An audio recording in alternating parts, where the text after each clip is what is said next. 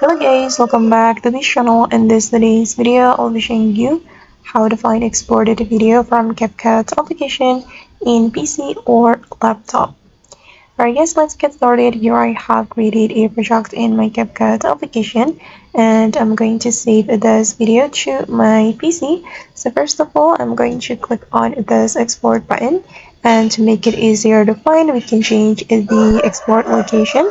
Just click on this folder icon, and for example, I'm going to select the download folder, so the exported video will be placed in this download folder.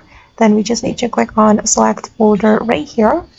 Okay, then click on export to start the exporting process. Okay, now the video is being exported and it's done.